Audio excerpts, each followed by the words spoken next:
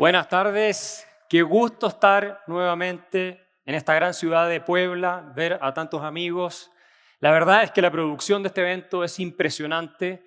Hay que agradecer a los organizadores, especialmente al Centro Ricardo Salinas, a Ricardo Salinas por hacer posible este festival de las ideas. Y es precisamente una idea fuerza la que yo quiero transmitir en esta presentación que he titulado Coraje, Razón y Libertad. Y quiero partir desafiándolos a ustedes, porque la idea es que esto no sea tan simple. ¿Cuál creen ustedes que es la máxima expresión de libertad humana posible? Yo he hecho esta pregunta en muchas partes y hay siempre distintas respuestas. Algunos me han dicho que la máxima expresión de libertad posible es asumir riesgos enormes que dan cuenta del desprendimiento que uno tiene hasta cierto punto con su existencia sobre esta tierra. No es una mala idea. Otros sostienen que la libertad es cuando uno tiene suficiente dinero para hacer lo que quiere, no depender de absolutamente nadie. Y esa es la esencia de la libertad. Algunos incluso ponen de ejemplo a personajes como este, que de hecho, si ustedes recuerdan la película del Lobo de Wall Street, era precisamente la teoría que él planteaba en esa película.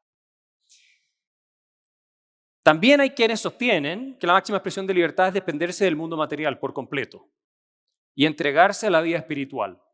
Yo quiero desafiar absolutamente estas teorías, no porque no crea que haya algo de verdad en cada una de ellas, sino porque me parece que la máxima expresión posible de libertad humana es pensar.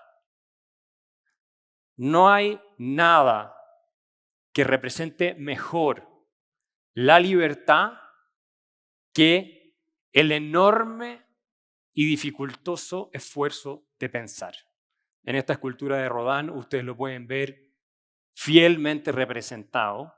No parece que estuviera haciendo algo simple este hombre, ¿no? El pensador de Rodin. No parece que fuera algo sencillo.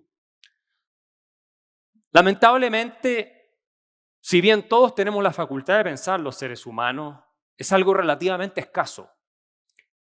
No se hace mucho. ¿Por qué? Y lo voy a explicar.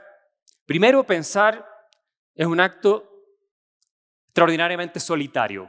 Nadie nos puede acompañar en nuestro proceso de pensamiento. Nos pueden acompañar en nuestras emociones, nos pueden acompañar en nuestro dolor, en nuestra alegría, pero el proceso de pensar es algo individual siempre. Estamos solos cuando pensamos. Podemos nutrirnos de otras personas, sí, de lo que nos dicen, pero no podemos estar en los pensamientos de otro. No podemos compartirlos. Estamos solos frente al mundo. Nos enfrentamos a nosotros mismos. Requiere, por lo tanto, de un arrojo que no es sencillo de encontrar. Cuando nosotros seguimos una moda, no estamos pensando. Estamos plegándonos a algo que es corriente y que todo el mundo está haciendo, todo el mundo está diciendo. No estamos pensando. Cuando simplemente seguimos los dictámenes de una autoridad de cualquier tipo, tampoco estamos pensando. ¿Correcto?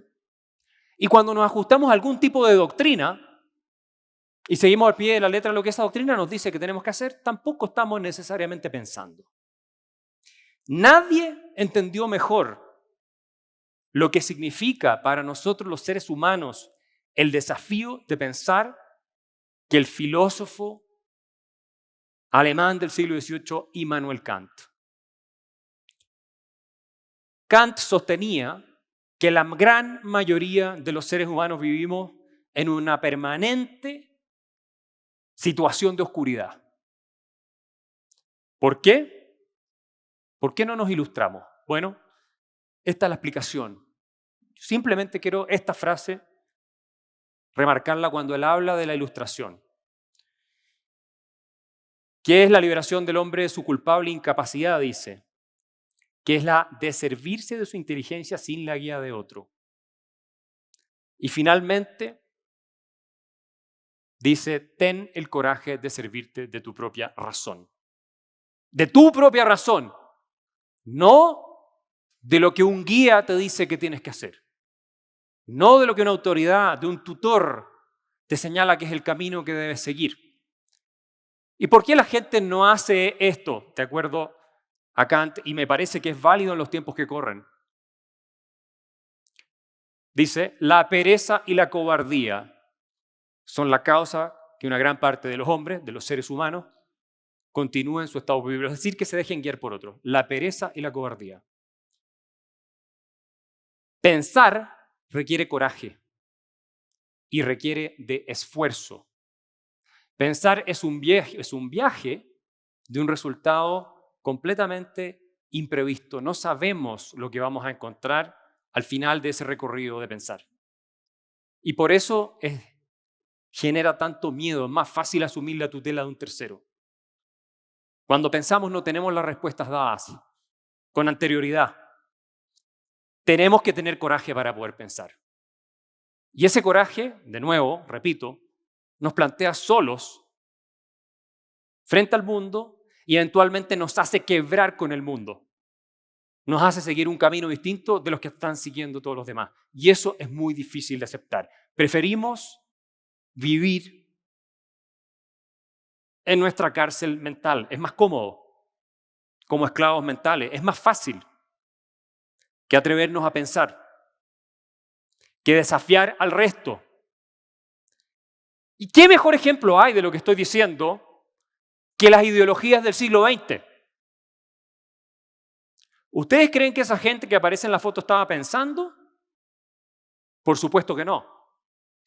Esa gente se plegó a una ideología de moda en un determinado momento y se dejó llevar adelante por un tutor, por un gran cuidador. Porque renunció ¿a qué? A pensar por sí mismo, a servirse de su propia razón, que es el acto de libertad por excelencia. Ese es otro gran ejemplo. Cuando abrazamos ideologías, como el comunismo, el nacionalsocialismo, pero hay otras, nos arrojamos necesariamente a abrazos de tutores. De gente que nos va a decir cómo tenemos que vivir nuestra vida y qué es lo que tenemos que entender del mundo que nos rodea. Jean-François Revel, un gran pensador francés, que fue comunista y abandonó el comunismo, decía que las ideologías no reconocen en la realidad ni la fuente de información ni el juez del correcto fundamento de la acción. Las ideologías son para cobardes. Ojo con esto. Porque las ideologías le dan a los seres humanos las respuestas a todas las preguntas posibles. Todas están resueltas. Ustedes no necesitan pensar. Es un sistema cerrado que resuelve ya desde lo más trascendente de los cuestionamientos que tenemos los seres humanos hasta lo más simple. Ustedes no podían, bajo un sistema nacionalsocialista o un sistema comunista, discrepar con el líder y decirle, no, yo pienso que esto puede ser diferente a lo que dice la doctrina oficial del partido. Si ustedes hacían eso, obviamente lo fusilaban. Pero mucha gente voluntariamente se arrojó y por eso se destruyeron lo que Karl Popper, el filósofo del siglo XX, llamaba la sociedad abierta. Es la incapacidad de pensar, dijo Popper, de manera crítica, lo que nos lleva a destruir, ¿cierto?, la libertad exterior y tener sistemas totalitarios o que restringen la habilidad de perseguir el plan de vida que todos queremos. Pero primero nos hemos esclavizado mentalmente.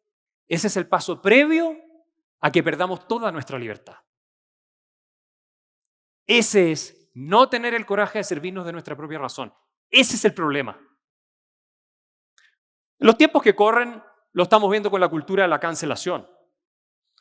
Hay simplemente cuestiones que son políticamente incorrectas decirlas. Uno no puede plantear determinadas ideas que resultan impopulares porque termina siendo perseguido y en algunos casos destruido por las hordas que dominan las redes sociales y hoy día también están en medios de comunicación y en otras partes, que no están abiertas al diálogo racional, que consiste en que pensemos por nosotros mismos. Acá hemos visto varios ejemplos. J.K. Rowling, autora de Harry Potter, perseguida por opiniones que no eran compatibles con algunas posturas dentro del movimiento LGTB. Dave Chappelle, por simplemente hacer rutinas de humor, también cancelado. Y hace no mucho tiempo Joe Rogan, el famoso podcaster, también sufrió una persecución tremenda por frases que le sacaron de contexto y otras posturas respecto a la pandemia en que se discutía científicamente ciertos asuntos que no vamos a entrar ahora, pero son casos emblemáticos de persecución de personas a las cuales se les hizo pagar un precio enorme por ejercer su derecho a pensar, que es fundamental. ¿Para qué? Para que tengamos genuina libertad de expresión. ¿Por qué en los sistemas en que predominan las ideologías la libertad de expresión no es necesaria? La respuesta es bien obvia, porque la gente no piensa.